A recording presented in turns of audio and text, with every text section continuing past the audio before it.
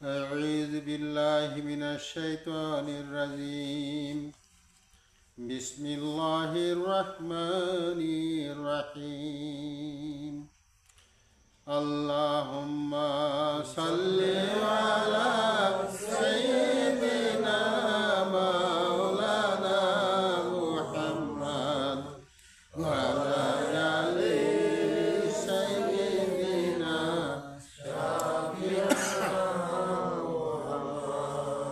اللهم صل على سيدنا مولانا محمد وعلى آل سيدنا شفيعنا محمد.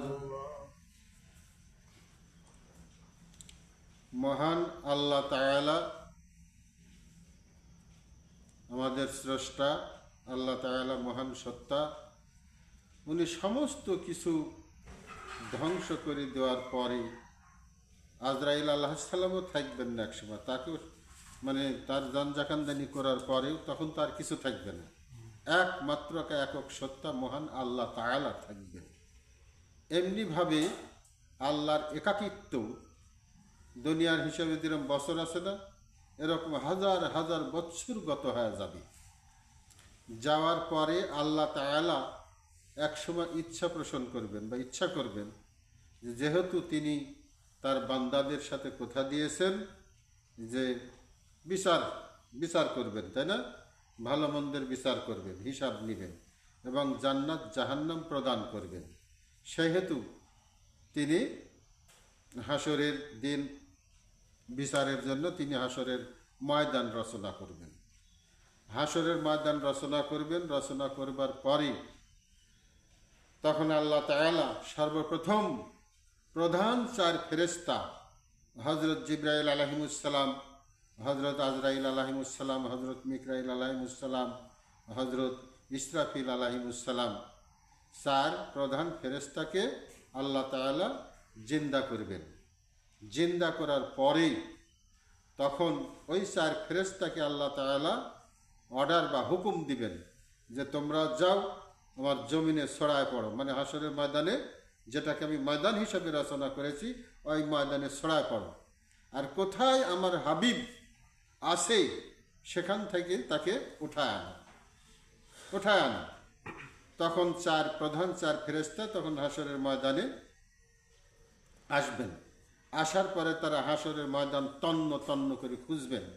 খোঁজার পরে যখন হারান পরেশান হয়ে যাবে, কিন্তু কোথাও রাসূলুল্লাহ সাল্লাল্লাহু আলাইহি সাল্লামের দেহ মুবারকের কোনো সন্ধান করতে পারছেন না। এরকমভাবে অনেক সময় তারা হয়রান পেরেশানি পরে তখন চারজন আবার এক জায়গায় বসবেন, বসে একটা আলোচনা করবেন যে জিবরাইল আলাইহিসসালাম বলবেন যে ভাই ইসরাফিল, এই দায়িত্ব হলো তোমার, মানুষকে হিসাব নিকাশের জন্য জাগায় তোলা, ডাইকি তোলা, এই দায়িত্ব হলো তোমার। ভাই আমার দ্বারা আর হচ্ছে না, অতএব ভাই তুমি চেষ্টা করো বেশি, আমরা তোমার সাথে আছি। এইভাবে তখন চার ফেরেশতা আবার একত্রে, যেমন আমরা কারো গায়ে জ্বর আসলে ডাক্তারে যেমন কি স্টেথোস্কোপ লাগায় না, লাগায় দেখে, তখন ওই চার ফেরেশতা এরকম জমিনের মধ্যে আমাদের স্টেথোস্কোপ লাগানোর মতন তারা এরকম কান লাগায় তন্ন তন্ন করে খুঁজবেন। খুঁজতে খুঁজতে এক সময় তারা একটা শব্দ পাবে, যে মনে হচ্ছে একটা দূরের থেকে একটা শব্দ আসতেছে যে ইয়া উম্মতি ইয়া উম্মতি ইয়া উম্মতি, এরকম একটা শব্দ পাবে। ওই শব্দ ধরি তখন ইসরাফিল আলাইহিস সালাম বললেন যে ভাই জিবরাইল, এই যে এরকম শব্দ পাওয়া যাচ্ছে এই দিকে কিরকম শব্দ ধরি, তারা সেইখানে যা পৌঁছবেন। পৌঁছার পরে ওইখানে দেখা যাচ্ছে এই জায়গার থেকে শব্দটা আসতেছে যে ইয়া উম্মতি ইয়া উম্মতি। তখন তারা ওইখানে আলগা করবে, ময়দান আলগা করি, তখন রাসূলুল্লাহ সাল্লাল্লাহু আলাইহি সাল্লামের দেহ মুবারক পাবেন। আর রাসূলুল্লাহ সাল্লাল্লাহু আলাইহি সাল্লাম দেহ মুবারক তাকেই পেলেন আর কি, পাবেন। পাওয়ার পরে ওই রাসূলুল্লাহ সাল্লাল্লাহু আলাইহি ওয়াসাল্লামকে ফেরেশতারা তুলে এরকম উঠায় বসাবেন। বসানোর পরেই বসাতেই রাসূলুল্লাহ সাল্লাল্লাহু আলাইহি ওয়াসাল্লাম জিজ্ঞাসা করবেন জিবরাইল আলাইহিসসালামকে, ভাই জিবরাইল, আমার উম্মতের খবর কি? তখন রাসূলুল্লাহ সাল্লাল্লাহু আলাইহি ওয়াসাল্লাম বলবেন, ইয়া রাসূলুল্লাহি, আপনার উম্মতদেরকে এখনো জাগানো হয় নাই। এই জায়গাতে একটা কথা চিন্তা করেন যে তিনি সদায় সর্বদা এখন হাসরের ময়দানে উঠিচ্ছেন না, নিজের চিন্তা নাই, নিজের আত্মীয় স্বজনের চিন্তা নাই, পিতামাতার চিন্তা নাই, ভাই বেরাদারের চিন্তা নাই, চিন্তা হলো তার কি নাতে উম্মতের। প্রথম কোথায় বললেন যে ভাই জিবরাইল, আমার উম্মতের খবর কি? তাহলে দেখা যাচ্ছে যে এত কাল কাল কাল তিনি যে জমিনের মধ্যে আসেন, তারপরেও তিনি তার উম্মতকে তিনি ভুলেন নাই। তাহলে তার উম্মতের কি করা উচিত? আমরা তো বুঝতে পারছি নাকি আমার কি করা উচিত আর আমরা কি করছি, কথা বুঝতে পারছেন? তো যাই হোক, তখন তাকে বসানোর পরে রাসূলুল্লাহ সাল্লাল্লাহু আলাইহি ওয়াসাল্লাম জিবরাইল আলাইহিসসালামকে বলবেন যে ভাই আমার উম্মতের খবর কি? হযরত জিবরাইল আলাইহিসসালাম বলবেন, ইয়া রাসূলুল্লাহি, আপনার উম্মতদেরকে জাগানো হয় নাই।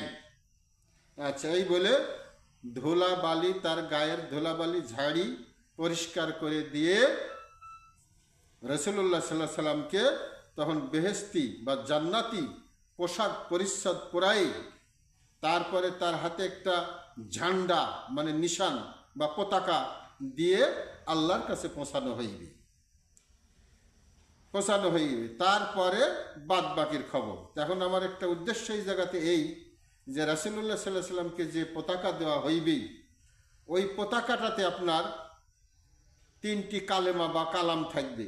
যেমন ধরেন যে পতাকাটা এরকম এরকম, এই ধরেন যে তার দণ্ড বা কাঠি লাগানি আছে বা খুঁটির সাথে পতাকা। তো এই পতাকার আপনার এইখানে যেমন কি উপরে থাকবে কি যে বিসমিল্লাহির রহমানির রহিম, মধ্যে থাকবে আলহামদুলিল্লাহি রাব্বিল আলামিন, তার নিচে থাকবে লা ইলাহা ইল্লাল্লাহু মুহাম্মাদুর রাসূলুল্লাহ। তাহলে এই 3 কালেমা বা কালাম ওই পতাকাতে থাকবে। কোন পতাকা? আমার নবী মুহাম্মদুর রাসূলুল্লাহ সাল্লাল্লাহু আলাইহি ওয়াসাল্লামকে আল্লাহ তাআলা যে পতাকা দিবেন সেই পতাকার উপরে থাকবে বিসমিল্লাহির রহমানির রহিম, মধ্যখানে থাকবে আলহামদুলিল্লাহি রাব্বিল আলামিন, আর নিচে থাকবে লা ইলাহা ইল্লাল্লাহু মুহাম্মাদুর রাসূলুল্লাহ। তাহলে এই 3 কালেমার পতাকায় থাকবে এই 3 কালেমা বা কালাম। আর এই পতাকার নিচে যা তার সকল উম্মত কি দাঁড়াবে না, সকল উম্মত তার এই পতাকার নিচে আশ্রয় নেবে। যেমন আমাদের দুনিয়াতে কি, এই দুনিয়াতে যেমন ধরেন যে আমার বাংলাদেশে জাতীয় পার্টি, তারপরে হচ্ছে আওয়ামী লীগ পার্টি, আবার জাতীয়বাদী দল, এরকম আছে না?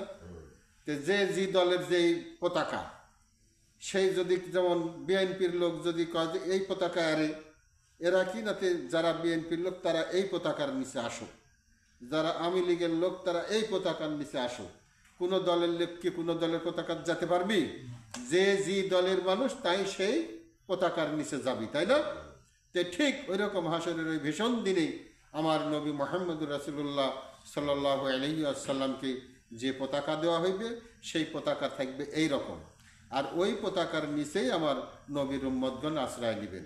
এছাড়াও যত উলিয়া গাউস কুতুব ইমাম মুহাদ্দিস যাদের হাজার হাজার ভক্ত থাকে না, প্রত্যেকটা আল্লাহর ওলিদের অনেক হাজার হাজার ভক্ত থাকে, এরকম ওই আমার নবী মুহাম্মদুর রাসূলুল্লাহ সাল্লাল্লাহু আলাইহি সাল্লামের তুলনায় প্রত্যেক ওলিদেরকে, ইমাম মুহাদ্দিসদেরকেও আল্লাহর পক্ষ থেকে ওরকম একটি পতাকা দেওয়া হইবে ছোটোখাটো।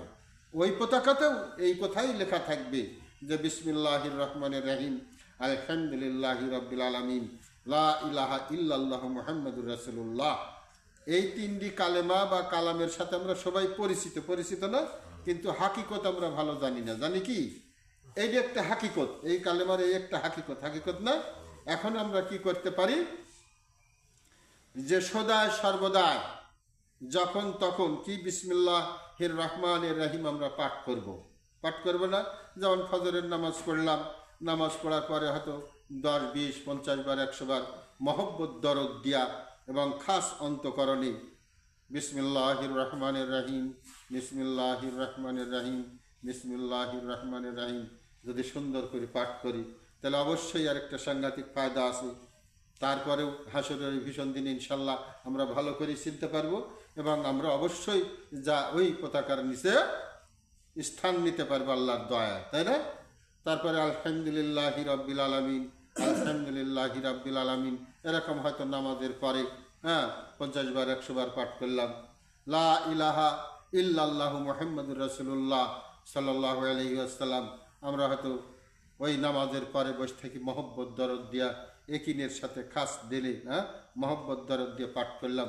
এটাও আমার কি, এই যে বিসমিল্লাহির রহমানির রহিম, এই আলহামদুলিল্লাহি রাব্বিল আলামিন, এই লা ইলাহা ইল্লাল্লাহু মুহাম্মাদুর রাসূলুল্লাহ সাল্লাল্লাহু আলাইহি ওয়াসাল্লাম, এই কালেমা তিনটেই যদি আমরা মহব্বত দরদ দিয়া এবং একটা খাস অন্তঃকরণে বিশ্বাসের মাধ্যমে যে হাসরের দিন আমার নবীর পতাকা এই কালেমা থাকবে, এই বিশ্বাসের উপরে যদি আমরা পাঠ করি বা আমল করি, তাহলে ইনশাল্লাহ এই 3 কালেমাই আমার জন্যে হাসরের দিনে জান্নাতের জন্যে যথেষ্ট হইতে পারে। অবিশ্বাসের কিছু আছে কি? অবিশ্বাসের কিছু নাই, অবশ্যই যথেষ্ট হতে পারে। তাই আমরা কি করব, মহব্বত দরদ দিয়া দৃঢ় বিশ্বাসের সাথে এই কালেমা 3টা আমরা যে কোনো নামাজের পরে নীরব নিরিবিলি সময়, বিশেষ করে এশার নামাজের পরে সময়টা আমরা বেশি ভালো পাই, তাই না? তখন আর দুনিয়ার কোনো কাজ কর্ম ঝোট ঝামেলা কিছুই থাকে না, থাকে কি? সব মিটে যায়। অতএব সব ঝামেলা মিটায় দিয়ে আমরা যখন এশার নামাজ আদায় করবো, এশার নামাজ আদায় করার পরে মহব্বত দরদ দিয়া সুন্দরভাবে এই কালেমা 3টি যেন আমরা কালেমা 3টির ওজিফা বা জিকির করি, পাঠ করি, তাহলে পরে কি হবে? অবশ্যই এটা আমাদের নাজাতের জন্য ইনশাল্লাহ যথেষ্ট হতে পারে। কথা বোঝা গেছে? তো এই কারণে হচ্ছে কি যে আমরা খুব চেষ্টা করি এই 3 কালেমা ধরে রাখবো মহব্বত দরদ দিয়া। তো হাসরের ওই ভীষণ দিন যে কত ভয়াবহ হবে, কত কঠিন হবে, তার কোনো ইয়ত্তা নাই, কোনো মানুষের সাধ্য নাই যে হাসরের ওই ভীষণ দিনে, ওই ভয়াবহ দিনে কি দুর্গতি হবে মানুষের, আর কি পরিস্থিতি ঘটবে। তার কারণ হলো আমার নবী মুহাম্মদুর রাসূলুল্লাহ সাল্লাল্লাহু আলাইহি ওয়াসাল্লাম বলেছেন যে হাসরের ওই দিনটা কত বড় হবে না, তো আমার যেরকম এখন দিন আছে না, বছর মাস, দিন মাস বছর আছে না, এরকম 50,000 বছরের সমান হবে সেই দিনটা। তাহলে কি সাধারণ? আমরা মুখে বললাম খুব তাড়াতাড়ি যে 50,000 বছরের সময়, কিন্তু 50,000 বছরকে 50 বছর পার করতেই কেমন লাগে, ক্ষণেই কি পার হয়?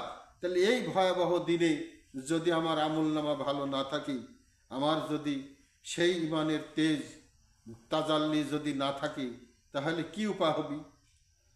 এত ভয়াবহ উপায় হতে পারে, তার বর্ণনা করে শেষ করা যায় না।